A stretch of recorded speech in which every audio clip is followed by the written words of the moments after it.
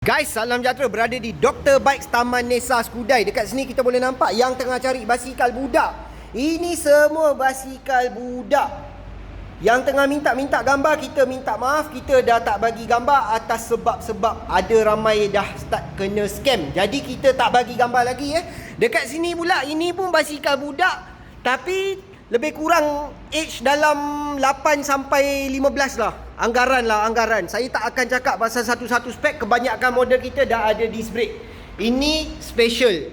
Dia didatangi dengan absorber, dia juga frame aluminium alloy BMX. Siapa yang tengah cari BMX boleh datang sini. Fixie. Ini semua basikal lipat. Basikal lipat dewasa. Trifold pun ada dekat sini. Alright.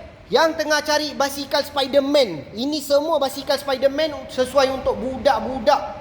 Ini semua berada di Dr. Bikes Taman Nesa Skudai.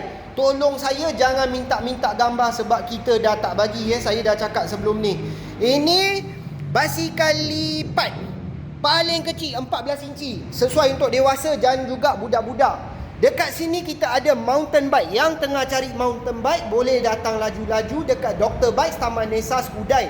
Harga mampu milik, harga tak mahal. Jangan risau. Kebanyakan dekat sini anggaran 500 sampai 1000. Ada yang bawah 500 pun ada. Ni basikal handsome, basikal cantik. Ini almost 2K. Basikal camp road bike pun dah ada. Ni road bike harga mampu milik bawah 600. Mahal abaikan. Memang lagi murah. Saya bagi lagi murah. Saya sebut harga tinggi sikit. Ini kita boleh nampak basikal hybrid, basikal mountain. Ini semua basikal mountain. Tak sampai 4,5 harga ni sekali dengan disc brake. Berlambak basikal dekat sini. Yang tengah cari basikal macam ni, atuk, nenek, siapa-siapa nak bawa sekali dengan kucing ke apa ke, boleh bawa ni. Skuter pun ada dekat sini, skuter dewasa. Okey, dekat sini pula ada aksesori. Masih tengah top up aksesori. Dekat sini kita ada aksesori. Siapa-siapa yang tengah cari tube, tire, sport rim, brake pump, brake clip, brake pad, apa benda semua ada dekat sini lah. Yang nak repair dekat sini kita ada workshop. Baik, terima kasih banyak atas segala sokongan anda. Like, share, komen. Salam sejahtera.